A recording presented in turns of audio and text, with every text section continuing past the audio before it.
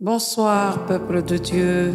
Bienvenue à notre émission, mes déclarations, mois de mars 2025. Je suis heureuse de me retrouver ce soir en train de vous accompagner, de m'accompagner moi-même à déclarer, à proclamer, afin de jouir pour ce mois de mars 2025. Alors, bien-aimés, je suis encore heureuse à cause du thème que le Saint-Esprit nous a inspiré pour ce mois de mars. Ce thème, c'est que la Bible dit, ton Dieu ordonne que tu sois puissant. Je me suis posé la question, pourquoi ce thème? Mais le Saint-Esprit m'a dit, va dans ta Bible. Ouvre le livre de Genèse, chapitre 1. On te dira pourquoi l'Esprit a choisi ce thème. Alors, bien-aimé, si tu es dans ta maison, dans ton véhicule, partout où tu te trouves, essaie de prendre ta Bible, Bible sur tablette, Bible en papier. Je ne sais pas comment tu as ta Bible, mais essaie de la prendre et on va lire ensemble. Nous sommes donc en Genèse chapitre 1. Eh bien, le verset 11, on va le lire. Puis Dieu dit que la terre produise de la verdure, de l'herbe, portant de la semence, des arbres fruitiers, donnant du fruit, selon leur espèce, et ayant en eux leur semence sur la terre. Et cela fut ainsi. La terre produisit de la verdure, de l'herbe portant de la semence selon son espèce et des arbres donnant du fruit et ayant en eux leur semence selon leur espèce. Dieu vit que cela était bon. Ainsi il eut un soir, il eut un matin, ce fut le 3e jour. Alors le mois de mars est le 3e mois de l'année. C'est pourquoi l'Esprit nous a orientés vers un mois de la productivité, un mois de la production. Si tu produis, si tu te multiplies, tu seras puissant. C'est la raison pour laquelle nous remercions, nous louons l'intelligence infinie de l'Éternel qui nous a inspirés. Nous allons l'élever. C'est lui qui a donné ces choses, c'est lui qui est le propriétaire de cette émission, c'est lui qui l'a inspiré et c'est pour lui que nous sommes là. C'est lui le point focal, c'est lui le centre de cette émission. Nous allons l'élever. Nous allons l'élever parce qu'en l'élevant, il étend sa gloire en ce lieu. En l'élevant, il étend sa gloire là où tu te trouves. Partout où tu te trouves, il est capable de manifester sa gloire. Alors nous l'élevons, nous élevons Jésus, nous élevons Jésus, nous élevons Jésus, nous élevons Jésus par les cantiques, nous élevons Jésus par les mots, nous élevons Jésus. Si tu peux dire Jésus, je t'élève, tu peux dire Jésus, tu es élevé. Jésus, tu es élevé là où je me trouve. Jésus, tu es élevé pendant que tu travailles cette nuit. Jésus, tu es élevé pendant que tu es en train de nous suivre dans ta cuisine, dans ton salon. Jésus, tu es élevé. Jésus, tu es élevé. Jésus, Jésus, Jésus, Jésus, Jésus, Jésus. tu es élevé au-dessus de tout. Tu peux chanter, tu peux le dire par un cantique. Jésus, Chante avec nous. Jésus, Chante encore. Jésus, Dis-le plus fort autant que tu le peux. élevé Dans ta fatigue, dis-le. au-dessus de tout. Dans ton état de santé, dis-le. Jésus, Dans ta faiblesse, Jésus, eh bien, élève-le. tu es élevé Il faut le faire. au-dessus de tout. Élève le nom de Jésus afin que tout autre nom disparaisse. Jésus, Élève-le. Jésus, La maladie disparaît. Jésus, oh, tu es Il n'y a qu'un seul nom qui est élevé au-dessus de tous les noms. Il n'y a qu'un seul nom. Il n'y a qu'un seul nom. Jésus, Jésus. Jésus, Élève Jésus. Jésus, Élève-le. tu es Dis-le. Je t'encourage, je le dis avec toi. Jésus est élevé au-dessus de tout nom. Il faut que des noms, les noms qui t'embrouillent, les noms qui te font, qui te mettent en difficulté, les noms qui te font souffrir, disparaissent ce soir. Alors élève-le, élève-le, élève le nom de Jésus, élève le nom de Jésus. Bien-aimé, élève-le. Il est capable de te rendre puissant. Il est capable de te rendre faible. Il s'élève. Lorsqu'il s'élève, il ne s'élève pas seul. Il t'emmène avec lui. Puisque tu le portes, il t'élève aussi.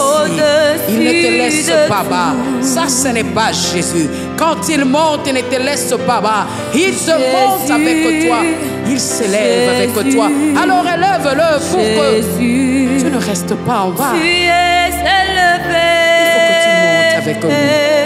Au-dessus de tout. Élève-le par ta voix. Élève-le dans ton cœur. Jésus, élève-le dans tes pensées. Jésus, élève-le dans ton âme. Même quand ton âme refuse.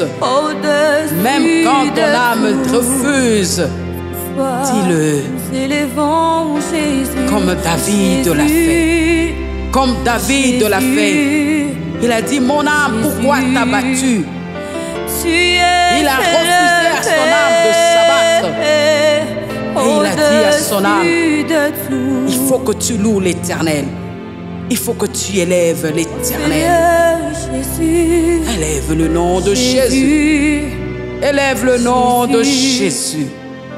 Élève le nom de Jésus. Au-dessus de tout. Je comprends pourquoi David l'a dit. Je comprends pourquoi il le disait. Aujourd'hui, je le comprends. Je comprends qu'en l'élevant, je ne reste pas en bas. Lui, il sait que je suis en bas. Il me remonte, il m'élève avec lui. Bien-aimé, élève l'Éternel. Il te sort de la difficulté dans laquelle tu te trouves, dans la maladie dans laquelle tu te trouves. Il en est capable. Ce ne sont pas des slogans, ce ne sont pas des paroles. Tu me diras, c'est toujours la même chose. On me le répète tout le jour. On dit, fais-le, mais je ne vois rien. Mais si ton âme, crois que cela va se faire. Crois seulement, mais toi élève l'Éternel. Élève l'Éternel. Crois seulement. Crois en lui.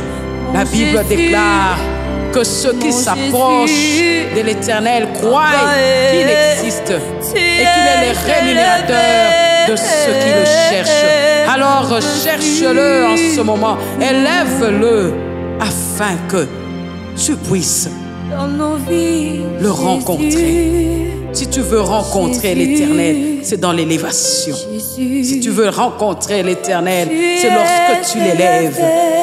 C'est lorsque tu l'élèves que tu le rencontres dans sa dimension. Si tu veux le voir en action, élève-le. Élève-le. Élève-le. Élève-le. C'est pourquoi j'aime lorsqu'on se rappelle de lui, de Jésus, en tant que le rejeton de David. Cet homme, cet adorateur qui connaissait l'importance de Jésus. Il connaît l'importance de Jésus. de David, Il est le rejeton de David. l'agneau immolé. Il est le rejeton de David. Lion de Judas, Il est fort. Il est puissant. étoile du matin, Le lion de la tribu de Judas. reçois la Celui que nous devons puissance, adorer. la louange, Le lion de la tribu de sagesse, Judas. Le lion de la tribu de Judas. Celui qui représente La la force, puissance. La Bible l'appelle le Tout-Puissant. Il n'est pas puissant que dans un domaine. Il n'est pas puissant que dans une seule chose. Il réunit toutes les puissances. Et on l'appelle le Tout-Puissant. Il est le créateur de la force. Il est lui-même la force. Il donne la force à qui en a besoin. Il s'appelle le Tout-Puissant. Adore merci l'Éternel. Seigneur. Adore le Tout-Puissant. Je te le dis, il est le Tout-Puissant. Tu vas l'entendre aujourd'hui. Tu vas le dire aujourd'hui. Tu vas élever le Tout-Puissant. L'agneau immolé. Tu vas élever le Tout-Puissant. Tu élèves le Tout-Puissant. Lion de Judas, Le plus grand Dieu. Le étoile véritable. du matin. J'aime lorsque la Bible l'appelle dans Reçois Apocalypse la puissance, le véritable. la louange, On l'appelle le véritable. la sagesse. Bien-aimé, adore le véritable. Le seul vrai Dieu. La force, Il n'y en a pas un autre. l'honneur, Il n'y en a pas un autre. Il n'y en a pas deux. Il n'a pas de sosie. Il n'a pas de sosie. Il n'a personne qui puisse le ressembler. Même ceux qui disent « Je m'appelle Dieu », c'est leur façon de parler. C'est pour satisfaire leur propre bouche. Mais le Dieu que nous connaissons, le Tout-Puissant, le Créateur de la multiplication, le Créateur de la sémence et tout ce qui en découle, le Créateur des arbres tels que nous l'avons lu, le Créateur du ciel et de la terre, c'est lui qui sépare les choses, c'est lui qui sépare la lumière du ténèbre, le Dieu tout-puissant, celui que nous devons adorer, c'est celui que tu dois adorer, parce que c'est le seul. C'est le seul vrai Dieu. Bien-aimé, je suis heureuse lorsqu'on me dit « Allons adorer le Seigneur ». Je suis heureuse lorsqu'on me dit « Élève le Seigneur ». Par moments, c'est difficile parce que face à certains défis, face à certaines réalités, on a tendance à ne pas le faire. On se dit que non, qu'est-ce que je vais faire? Parce que lui, il n'agit pas. Parfois, d'autres disent, Dieu est injuste. Dieu n'est pas injuste. Dieu a simplement ses méthodes. Il a ses méthodes d'action. Adore-le seulement. Il agit dans la faiblesse. Il agit dans les moments compliqués. Il agit dans les petites choses pour maintenant élever et manifester sa gloire. Bien-aimé, aujourd'hui, nous parlons de la puissance. Il est écrit dans les livres de psaumes. On va le lire, le psaume 68, qui est notre thème, 68, 29.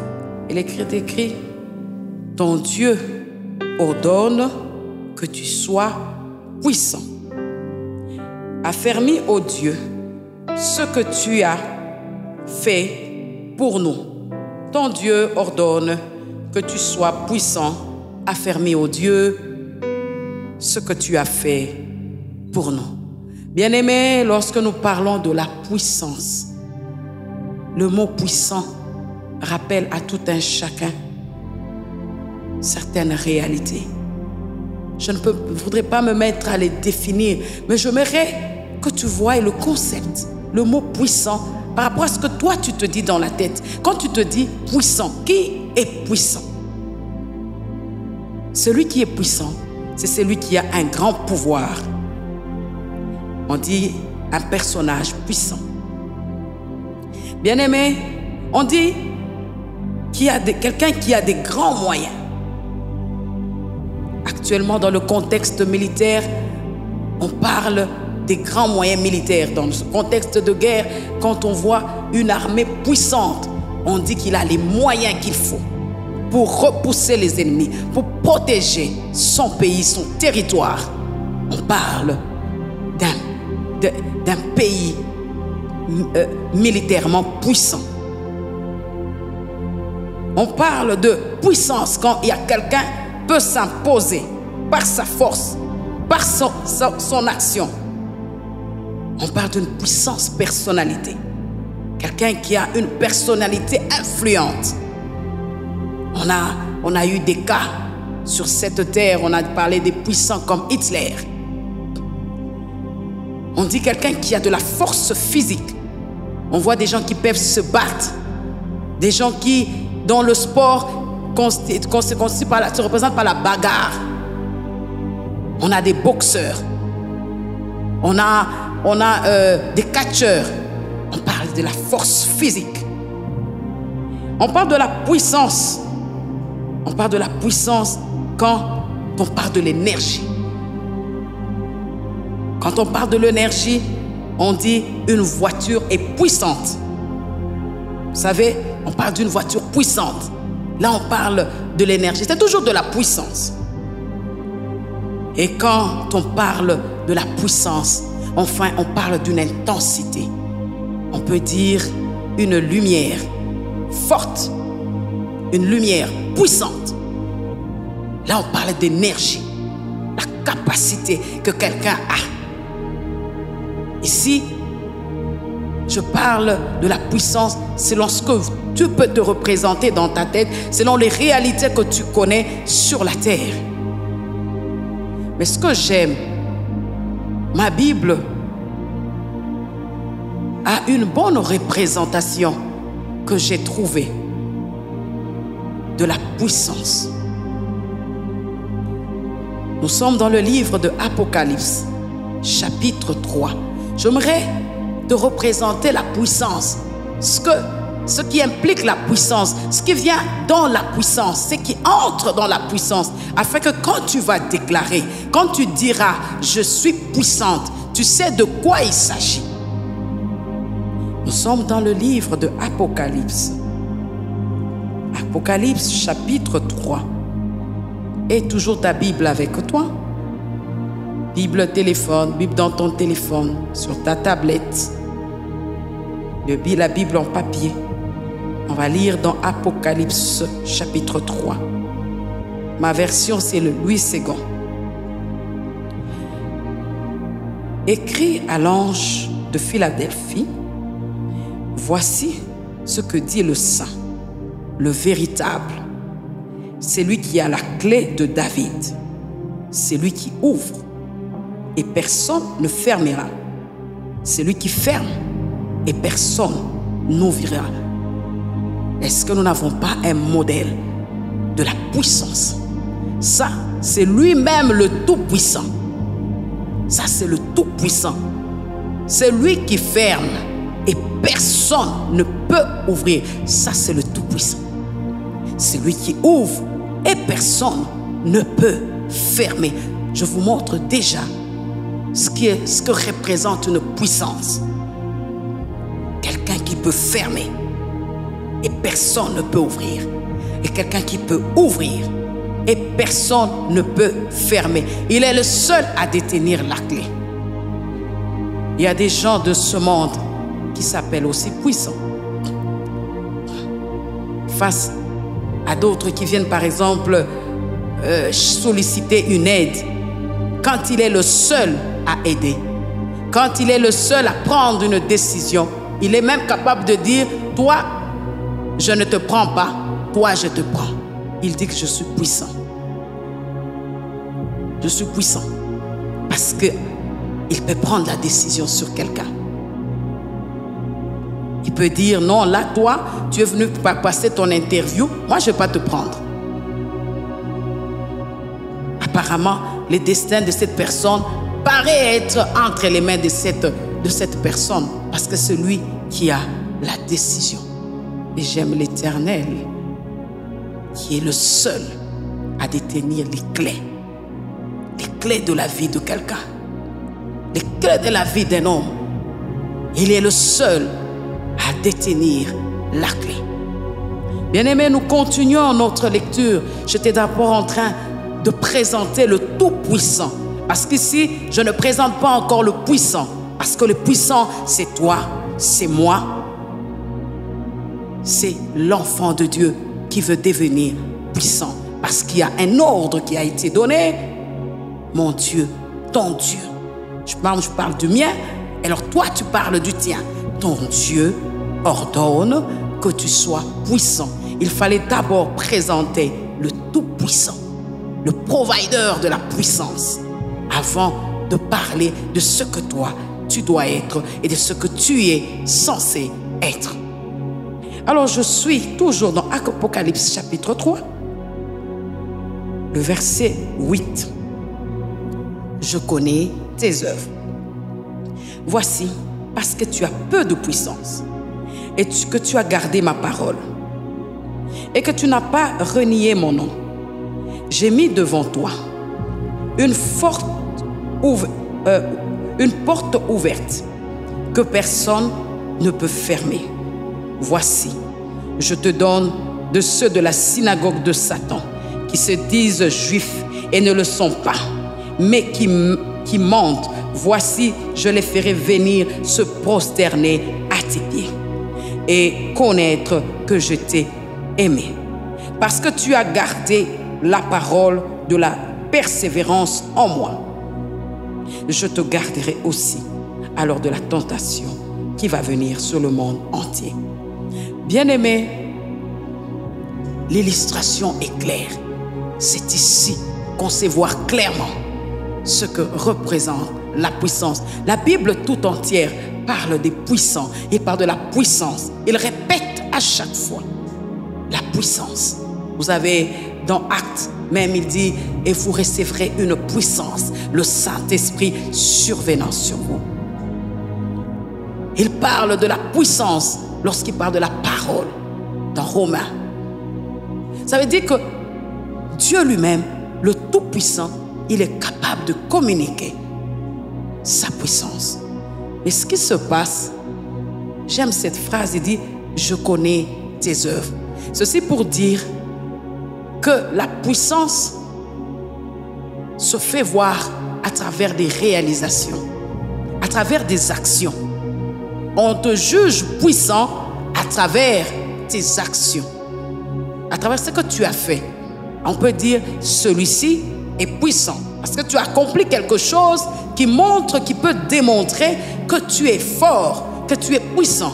Quand tu as tabassé ton ennemi, tu l'as mis à terre, on dit que cette personne est puissante. Le cas de David, quand il a mis Goliath à terre, tout le monde a commencé à chanter. Il a tué, Saül a tué ses 1000 et David a tué ses 10 000. Il a terrassé. C'est ce qu'ils disent, c'est ce qui montrait que David était puissant. Ce n'est pas l'aspect extérieur. Il était tout petit, il paraissait faible, mais c'est plutôt les actions. C'est pourquoi la Bible dit, je connais tes œuvres. Bien-aimé, ce soir, il est question de changer les choses. Que tes œuvres puissent montrer que tu es puissant. Il faut que tu accomplisses tes œuvres puissantes et que ces œuvres puissent influencer le monde. La puissance, c'est cette capacité d'influencer le monde entier. Tu influences ton entourage, tu influences le monde entier. Le monde a besoin d'être influencé. Selon qu'il est écrit, la terre, le monde attend la révélation des fils de Dieu. On a besoin d'influencer le monde. C'est pourquoi, lorsque le Christ fait sa promesse, il dit, et vous recevrez une puissance.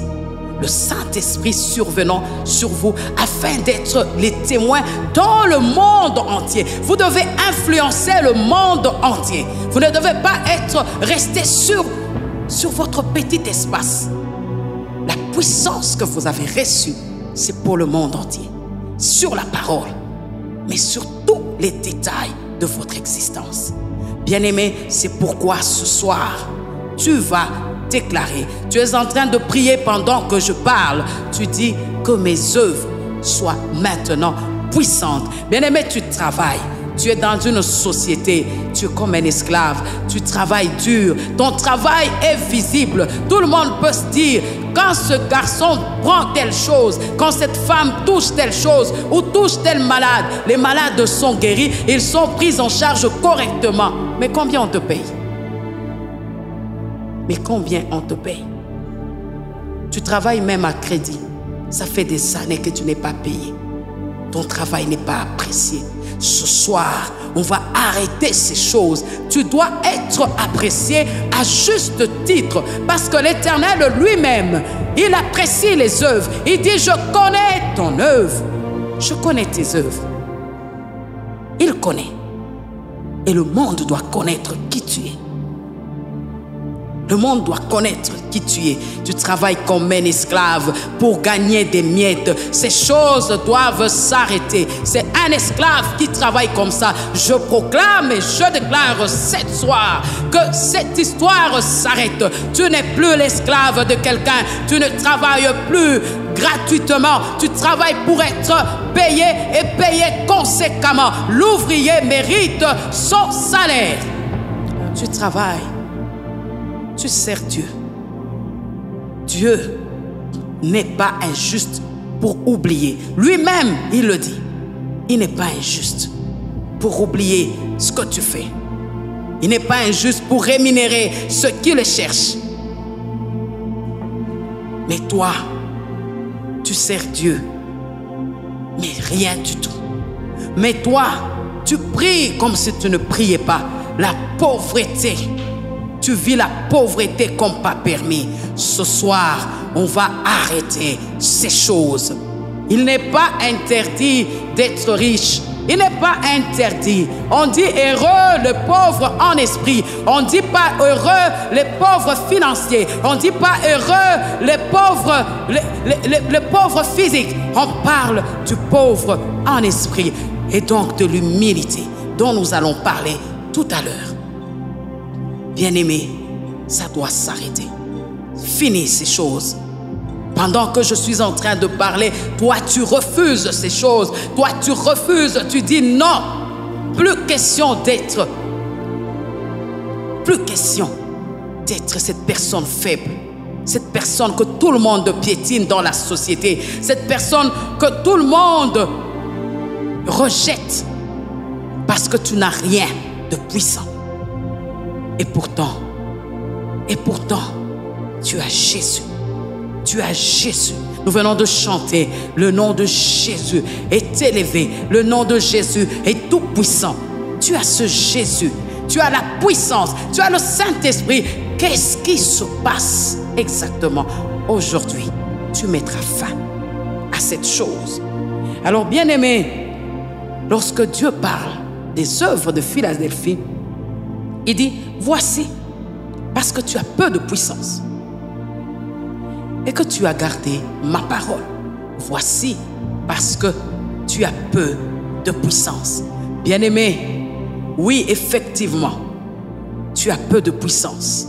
Ce que Dieu aime, c'est lorsque tu reconnais que tu en as peu, que tu es faible, que tu n'es pas, tu ne te suffis pas à toi-même, parce que le seul qui se suffit à lui-même, ce Dieu. Lorsque tu reconnais que c'est lui le seul qui peut te fortifier, c'est lui le seul qui est ta force. Lorsque tu t'humilies et tu dis, Seigneur, sans toi je ne peux rien. C'est toi la source de tout. Quand tu le fais, bien-aimé, à ce moment-là, Dieu vient à ton secours. Dieu ne peut pas venir si tu ne manifestes pas d'intérêt. Tu te dis, moi, je suis ce que je suis fort. Tu te glorifies peut-être parce que tu es né d'une famille aisée. Bien-aimé, la force, la puissance ne réside pas que dans les finances. Tu peux être fort financièrement, mais très faible et nul en termes de la famille. Tu peux être fort financièrement ou fort dans la famille. Tu as une famille stable, mais tu es d'une pauvreté absolue et que tu ne sais rien faire. Tu n'as aucun pouvoir devant les gens. Tu peux avoir un domaine. Tu peux avoir un domaine dans lequel tu te tapes la poitrine. Tu dis, je suis fort. Là, je suis puissant. Ou je suis très intelligent. Mais tu n'as pas de boulot. Tu n'es pas puissant. Il y a un seul qui est le tout-puissant. Il a toute la puissance. Il est capable de te rendre puissant. Quand il dit, je ordonne que tu sois puissant, c'est puissant à tous égards, selon qu'il est écrit.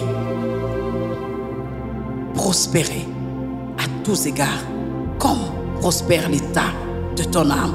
Tu peux être puissant financièrement, tu peux être intelligent, mais une âme abattue. Tous les jours, tu as des soucis. Tous les jours, tu vis dans la dépression. Tu y es impuissant. Il est question que tu deviennes puissant. Alors, l'Éternel qui a pu évaluer tes œuvres, qui a pu regarder tes œuvres, il veut que tu sois puissant.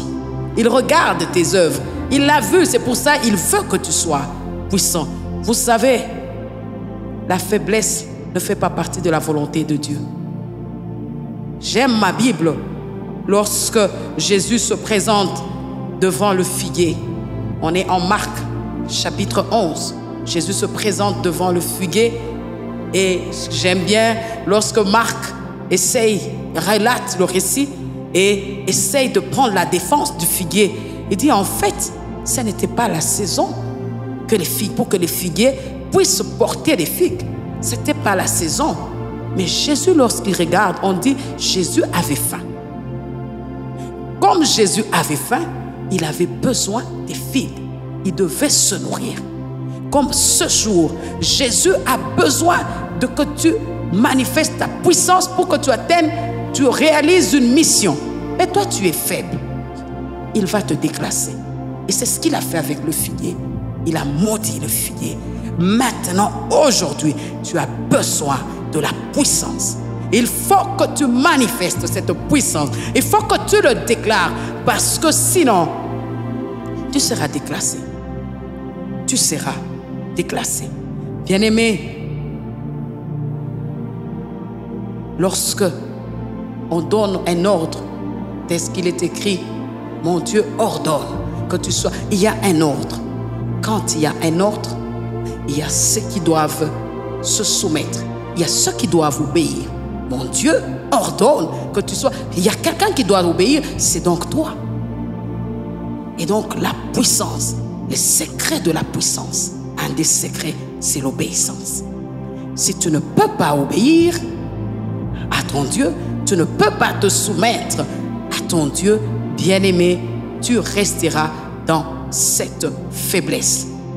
J'aime ma Bible lorsqu'elle présente la vie de Christ sur la terre et que vers la fin de sa vie, et Paul commence à relater dans les livres de Philippiens, il explique comment Jésus a vécu dans l'obéissance.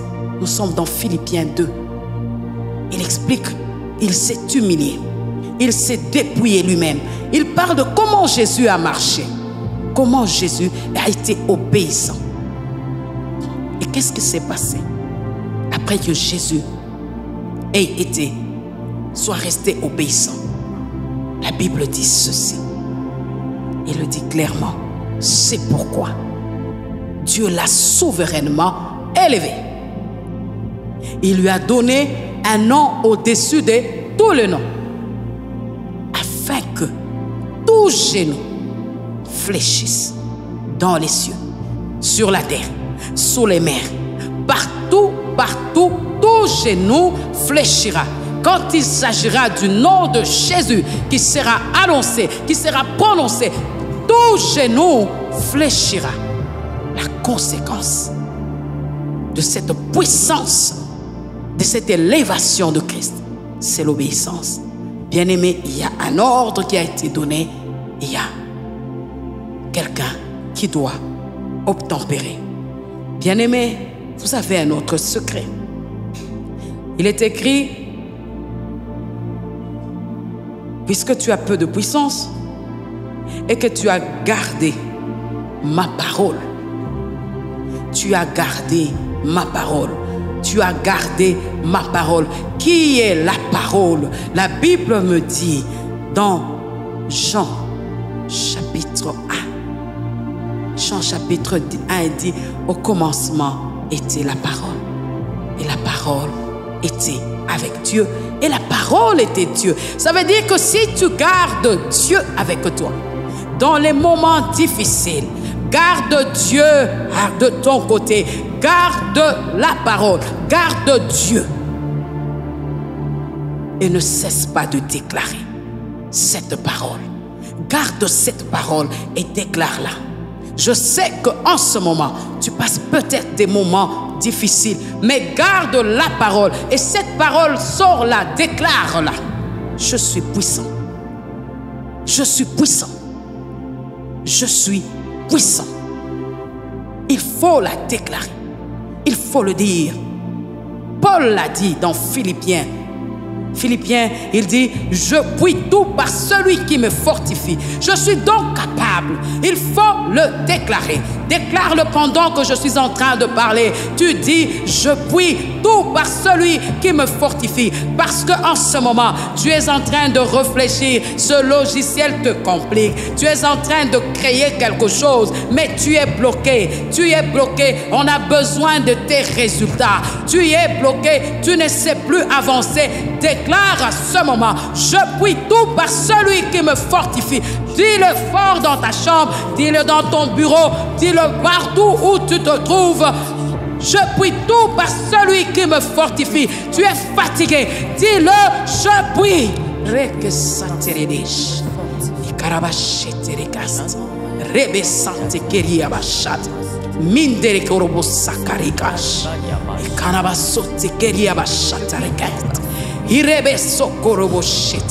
Je puis tout. Je puis tout par celui qui me fortifie. Bien-aimé, ça peut être compliqué. Garde la parole. Garde Dieu de ton côté. Ce que j'aime avec Jésus, lorsqu'il se retrouve, il a été emmené dans le désert. Il y a quelque chose qui se passe. Satan va le rendre visite. Satan va le rendre visite. Il dit, ça, c'est la bonne occasion. Ne t'en fais pas. Même avec le Saint-Esprit, tu seras fortement tenté. Il revenait d'un baptême où même l'Esprit est monté sur lui sous forme de la colonne. De la colombe plutôt. Et l'Esprit a même parlé. Le diable était informé. Quand il parle, le diable, il est partout. Il entendait, celui-ci est mon fils. Il a entendu. Mais ça ne l'a pas empêché d'aller le tenter. Bien-aimé, tu seras tenté. Tu recevras des propositions malsaines. Garde Dieu de ton côté. Garde la parole de ton côté. Jésus était face à Satan, qui est venu lui faire une proposition qui paraissait propre parce qu'il avait même des passages pour ça. Aujourd'hui, combien de serviteurs ont des passages bibliques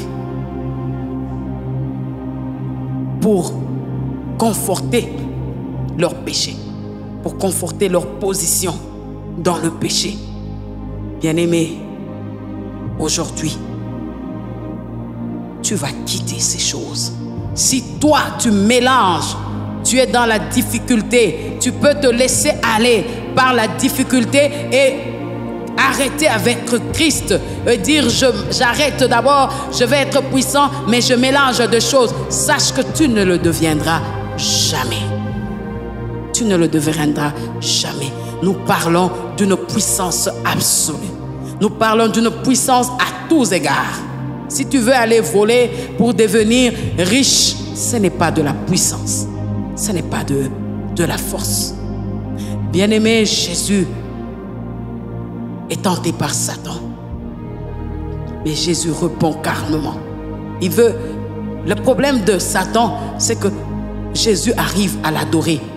Jésus arrive à se prosterner. C'est que le Christ ne pouvait jamais faire.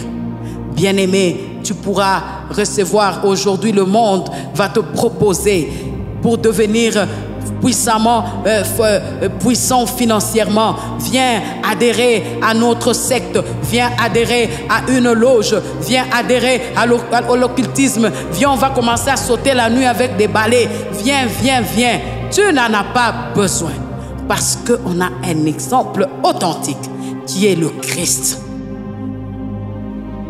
Cet exemple authentique qui est le Christ, il n'a pas fléchi. Il lui a ramené sur la parole. Tu ne tenteras pas ton Seigneur, le Seigneur ton Dieu. Il lui a ramené sur la parole. Il a recadré. Il a résisté au diable. Et après, quand vous lirez la suite, du passage de Matthieu, je crois qu'il s'agit de Matthieu 4, si je ne me trompe pas. Quand vous lirez tout le livre, vous allez voir que après que Jésus ait résisté, on dit la renommée de Jésus s'est répandue. Il a commencé à agir puissamment. Les gens le suivaient. Aussi bien qu'à un certain moment, il y a des gens qui l'ont appelé Beelzéboul, les princes des mouches. Les mouches, il y en a toujours en grande quantité. Quand les mouches viennent, il y a une. Donc, ça veut dire que celui que les mouches peuvent suivre, le Dieu des mouches qui viennent en grande quantité. La renommée, la puissance, c'est cette capacité d'influencer. Et Jésus l'a eu. Il ne l'a pas eu par Satan. Il ne l'a pas eu par la sorcellerie. Il ne l'a pas eu par l'occultisme. Il ne l'a pas eu en fléchissant devant Satan. Il a juste résisté. Alors, s'il te plaît, bien-aimé, s'il te plaît, bien-aimé, ce que je te demande, c'est que tu ne renies pas le nom de Dieu. Pierre l'a fait, oui. Il avait renié le nom de Jésus. C'était arrivé. Mais si ça a été ton cas, fais comme Pierre. Reviens à Jésus. Si tu l'as renié à cause des difficultés, il est temps que tu reviennes à lui. Il est temps que tu fasses marche arrière. La sorcellerie, l'occultisme, l'impudicité, l'adultère, quoi que tu trouves comme justification qui t'ait égaré du chemin de Dieu ou qui t'a poussé, amené à ne jamais avoir Dieu en toi. Il est temps. Si tu ne l'as jamais eu, il est temps. Il toque à ta porte. Ouvre-lui la porte. Il va te donner. Il va te rendre puissant. Il va te rendre puissant. Ce que tu cherches, l'Éternel en est capable. Il en est capable. C'est ce qu'il est. Il a la capacité. Il s'appelle le Tout-Puissant. C'est lui qui a créé le ciel et la terre. Aujourd'hui, le ciel reste suspendu. Il n'est jamais tombé. Aujourd'hui, on dit qu'il a séparé les eaux. Aujourd'hui, le ciel ne s'est jamais transformé en eau et que les gens s'inondent. Jamais. Il sait ce qu'il fait. Il sait ce qu'il fait. Il est puissant. Bien-aimé, je sais que tu passes certainement des moments compliqués. Je sais que tu te plains. Il y a des gens, les Congolais se plaignent. C'est compliqué. C'est difficile. Mais voici ce que Dieu fait. Quand il est en train de commencer maintenant le processus, quand il commence à rendre puissant, il dit, j'ai mis devant toi une porte ouverte que personne ne peut fermer. Même toi-même, tu ne peux pas la fermer. Parce que celui qui est le seul à gérer cette porte-là, il détient la clé. Personne ne détient la clé de ta vie. Bien-aimé, tu peux être dans une quelconque difficulté. Tu es ici, tu touches ici, ça ne marche pas. Tu touches là-bas, ça ne marche pas. Tout ne marche pas. Je t'informe qu'il y a une porte. Je proclame et je déclare que cette porte est maintenant ouverte. Personne dans ta vie ne peut la fermer. Personne ne peut la fermer. Amen. Cette porte est ouverte. Il y a une. Je parle d'une porte. Je ne parle pas de deux portes. Il y a une seule porte. Il y a toujours une voie de sortie. L'Éternel crée toujours une voie de sortie. Tu ne resteras pas enfermé. Il a une voie de sortie. Là où il n'y a pas de porte, lui, il crée la porte. Et il peut avoir un mur. Le mur est fermé. Il n'y a pas un endroit. Il l'a fait pour Paul et Silas. Il crée des murs et vous sortez. Tu te poses la question, comment je suis dehors? Il crée une voie de sortie. C'est ça l'Éternel. C'est ça le Tout-Puissant. C'est ce qu'il est. Il est Tout-Puissant. Il y a toujours une voie de sortie. Dans n'importe quelle maison. Dans n'importe quelle maison. Une maison construite dans les normes normales. Dans les normes. Excusez la tautologie. Une maison construite dans les normes. Vous avez toujours une voie de sortie. Quand il y a incendie, il y a une porte de secours. C'est celle-là que l'Esprit Dieu crée. Une porte de secours. Les puissants ont toujours une porte de secours. Quand tu es bloqué, le Saint-Esprit vient. Il te crée une porte de secours. Là où les gens ne peuvent pas imaginer. Là où les gens se posent des questions. Comment il a pu s'en sortir? Parce que lui, notre Dieu, le Tout-Puissant, il a créé une porte de sortie. Tu dois t'en sortir. Tu dois sortir. Tu dois entrer. Parce que c'est une porte qui a double fonction. Entrer et sortir. Pour les uns, il s'agit de sortir. Tu es dans une situation qui a tellement duré. Tu es dans une maladie, un chômage qui a tellement duré, un célibat qui te complique, qui a tellement duré. Et tu es là, tu ne fais que perdre du boulot. Tu es là, tu ne fais que perdre des membres de ta famille, des enfants. Tu ne fais que faire de fausses couches. Toi, tu dois sortir. Toi, tu dois sortir. Mais pour un autre, il est en train de voir, il doit entrer dans sa destinée. Il est combattu à gauche et à droite. Sa destinée est devant lui. Des gens ont fermé la porte devant lui. Les gens disent tu n'entreras pas. L'Éternel a créé une porte. C'est ça la puissance. Il a créé une porte. Tu dois entrer par cette porte. Tu dois entrer par cette porte. Il est puissant. Il est puissant. J'aime la puissance. J'aime la puissance du nom de Jésus. J'aime la puissance du nom de Jésus. J'aime la puissance, je peux le répéter.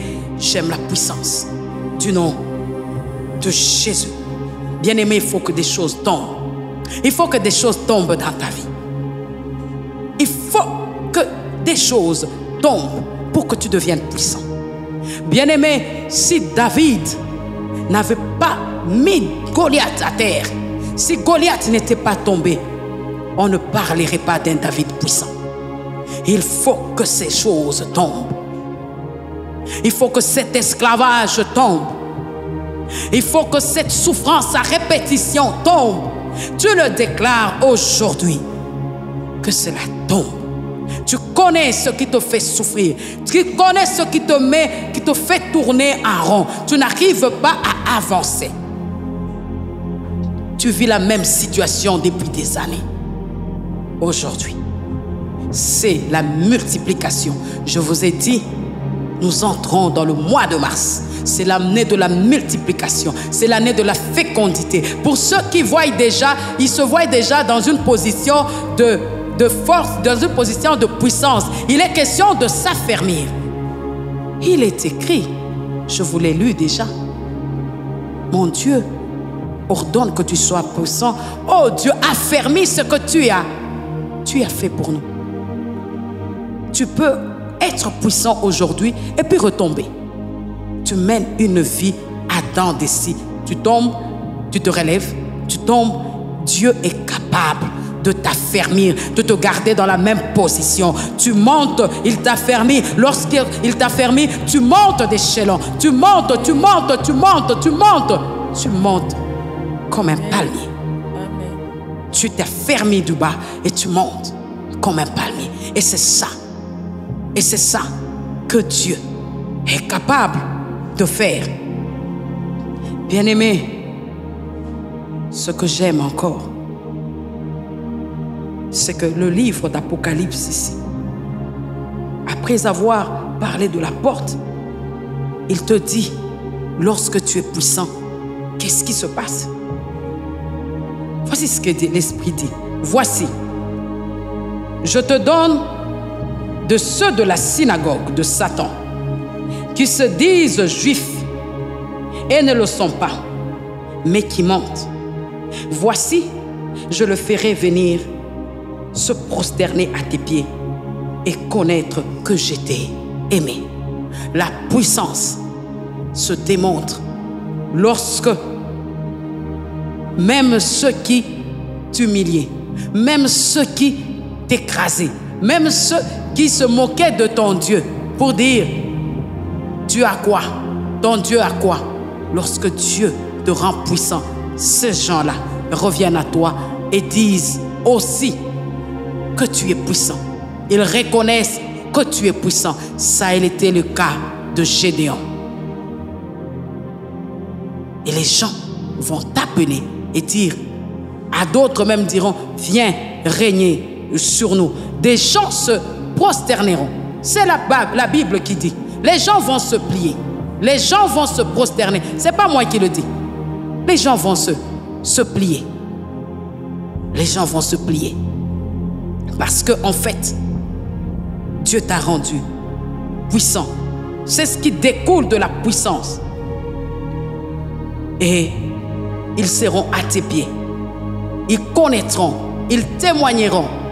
Ils diront, celui-ci, assurément, il est le Fils de Dieu. La Bible le dit encore. Parce que tu as gardé la parole de la persévérance, je te garderai aussi à l'heure de la tentation. Bien-aimé, il est temps. Il est temps que tu te gardes. Que tu gardes la parole de Dieu. Que tu restes du côté de Jésus. Que tu restes du côté du Seigneur. Que tu restes appuyé. Tu t'appuies sur le Christ.